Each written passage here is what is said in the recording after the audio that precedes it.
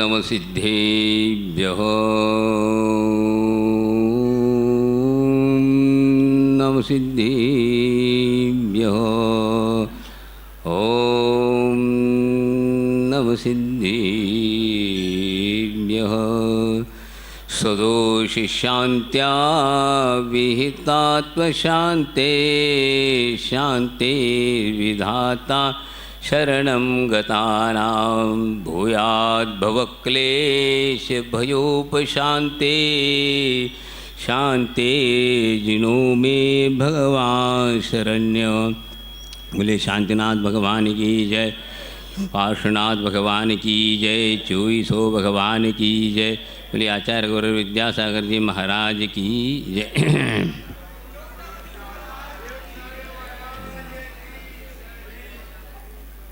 क्षमा वाणी।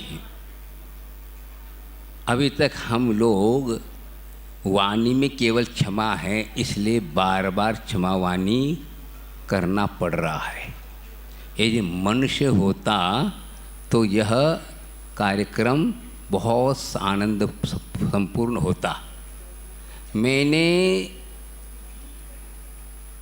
तुलसी नगर में कहा था, स्थापना वहाँ किया था और उस वक्त ही कहा था देखो भाई, अब हम लोग आचार्य के आज्ञा के अनुसार यहाँ पर हम 4 माह या जितने भी आगम में लिखा उस तक हम रहेंगे और किसी प्रकार से किलकिली नहीं करना है, समझे। यह किलकिली दिवस माना जाता है। साल भर में जो भी होता है वो किलकिली का दिन माना जाता है।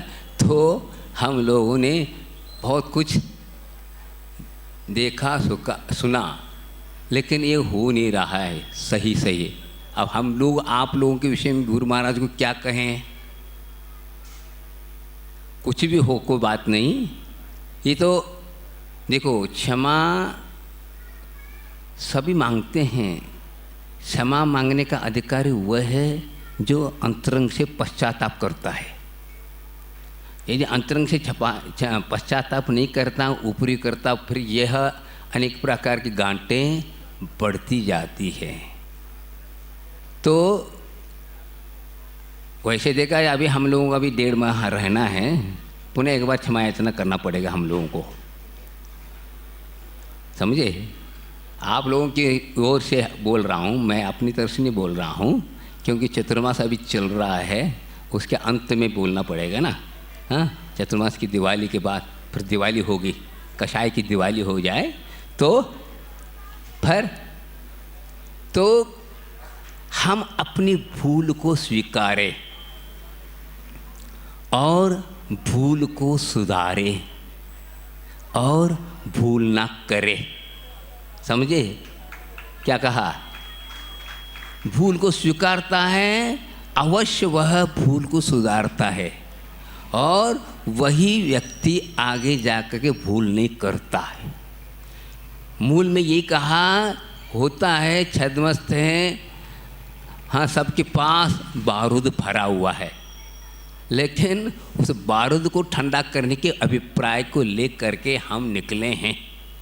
अभी आप लोगों के सामने मंगलाचरण किया, भगवान शांतिनाथ कब बने, सदोष शांत्या, दोषों का शांत करने पर वे शांतिनाथ बने। मुख्य बात यह है। और आज वे हमारे लिए आराध्य, उनके चरणों में जाती है शांति मिलती है। क्यों मिलती है? उनके पास अशांति का जो कारण है उनका अभाव उन्होंने किया, तब आज वे शांतिनाथ, शांतिर विधाता, शांति को करने वाले हैं। उनके चरणों में जाते ही सब शांति मिल जाते। इसलिए आचार्य महाराज कहते, मैं भी बहुत साल से, बहुत सदियों से मैं अशांति का अनुभव कर रहा हूँ। हे प्रभु, मुझे भी वह शांति प्राप्त हो। शांति के अभाव में जितना भी हो अशांति है, अशांति का नाश होते ही शांति की उपलब्धि है। तो हम प्रतिदिन सामायिक पाठ में पढ़ते हैं, सत्वेषु मैत्रीं गुणेषु प्रमोदम, क्लिष्टेषु जीवेषु कृपापरत्वम, माध्यस्थ भाव विपरीत वृत्तो सदा ममात्मा विदधातु देव का अर्थ क्या है? सबके प्रति मैत्री भाव, हाँ, समता सर्वभूतेषु, हाँ, सभी के प्रति समता भाव, साम्य भाव, मैत्री भाव और गुणशुभ प्रमोदम अर्थात विशेष तो गुणवान होते हैं। सामान्य जीव हैं मैत्री के भाव, लेकिन गुणशुभ प्रमोदन तो विशेष जो गुणवान अर्थात सही में हैं, ज्ञानी हैं, उनके प्रति प्रमोद भाव देखते ही प्रसन्नता अपने आप होना चाहिए। और क्लिष्टेश जीवेश जो दुखी हैं, मानसिक हैं, कायिक हैं, अनेक प्रकार के संसार में दुख हैं, उनको दुख दूर करने की जो अनुकंपा है ये बहुत ऊंची चीज़ है। क्लिष्टेश जीव कृपा दया दृष्टि, हाँ, दया दृष्टि रखना सबके प्रति, यही क्षमा के भाव है। ये पर क्षमा कभी हो नहीं पाते, ये सबके प्रति हम ये भाव नहीं कर पाते, इसलिए अनेक प्रकार की कषाएँ हो जाती हैं। और माध्यस्थ भाव विपरीत तो आगम में कहा जो विपरीत वृत्ति वाले हैं, अब हम अपने तरफ से शांत हैं, अब वो कुछ करने उसके प्रति क्या माध्यस्थ, उनके प्रति ना राग है ना द्वेष है ना कुछ है। आपका धर्म आपके साथ, हमारा धर्म हमारे साथ, उनके बारे में हम कुछ भी नहीं करेंगे। एक इस भाव को भी अपनाना जरूरी है, माध्यस्थ भाव भी रखना जरूरी है। आगम में लिखा है, कर क्या सकते हैं, हम चाहते हैं लेकिन फिर भी इस प्रकार के अभिप्राय वाले होते, उनका धर्म उनका स्वतंत्र, हम क्या कर सकते हैं। हम भी यही भावना भाते हैं, उनको भी अच्छे भाव बने और मार्ग पर चलें, सबका कल्याण हो, यही अभिप्राय को लेकर के चलते हैं। भले वे लेकर आए कि हमारे प्रति माध्यस्थ विपरीत नहीं है, हम चाह रहे हैं, लेकिन आप कि कर्म का उदय हर व्यक्ति के पास है। हम लोग भी कर्म से रहित नहीं हुए, कर्म को जीतने के लिए निकले हैं, और निकलते वक्त कुछ हो बातें होंगे, होता है। राह में राही नानाविध मिलते, सावधान हो, हाँ, सावधान होना है। कई प्रकार राही मिलेंगे, एक प्रकार के राही थोड़ी मिलते, अनेक प्रकार मिलेंगे, मिलना वो संभव है। लेकिन ये हम सोचें, हाँ, हम अपने कर्मों को जीतने निकले हैं तो कई प्रकार के आएंगे, रास्ते चलेंगे तो कांटे तो मिलेंगे, लेकिन कांटे कहाँ मिलेंगे? पथ में मिलेंगे, मंजिल में नहीं। हाँ, सूल मिलेंगे पथ में, मंजिल में नहीं।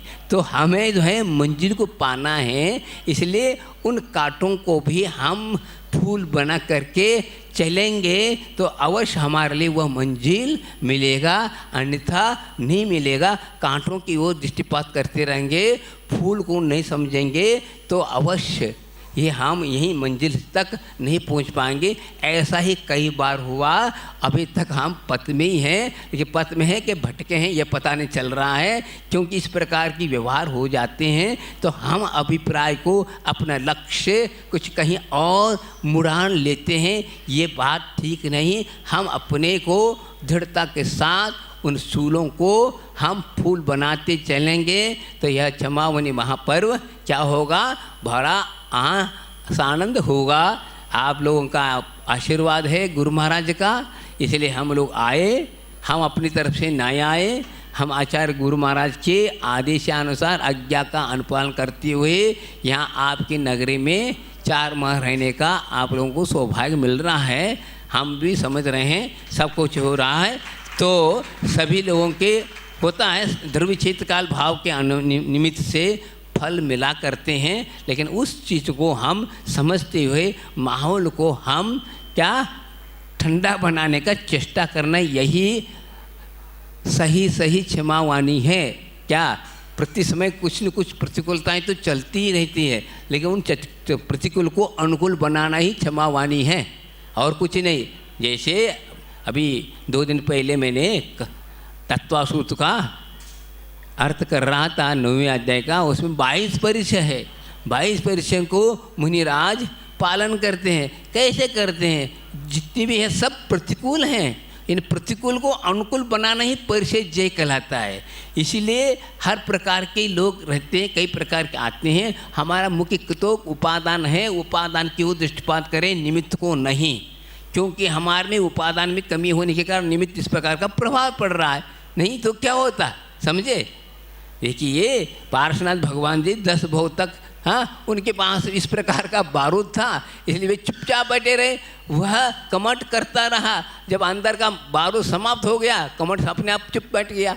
हाँ, अग्नि कब तक चलती है, जब तक ईंधन है, तो ईंधन समाप्त होती है, हाँ, अग्नि कहीं भी कुछ नहीं सकता। इसी प्रकार हमारे पास हमारा कर्म का प्रतिस्वयं कर्म का उदय चल रहा है। इससे ज्ञात होता बाहरी निमित्त से ये ज्ञात करना, हाँ अभी हमारा असाता कर्म का उदय है, अभी आज हमारे लिए कोई प्रतिकूलताएं हो रही, इसका मतलब है असाता कर्म का उदय है। कोई प्रशंसा आदर सत्कार कर रहा है, इसका मतलब साता कर्म का उदय चल रहा है। इस प्रकार यदि हम प्रति समय सोचते रहेंगे तो हम सही मार्ग पर चल रहे हैं। यदि हम उस भावों को न समझते हुए हैं, हम तात्कालिक निमित्त पर ही क्या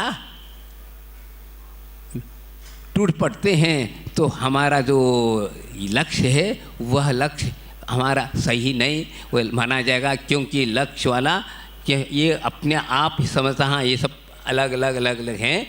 छोटी सी चींटी भी है, थोड़ा सा करो तो पट से वो मोड़ लेती है। इसी प्रकार हम तो संगीत पंचेंद्रिय हैं, कि हम मिल रहे हैं, यदि नहीं मिलती, हाँ समझते हुए और उसको टक्कर दे करके हम यदि करते हैं तो वह हमारा यह सोचना या धर्म करना ये सब व्यर्थ होगा।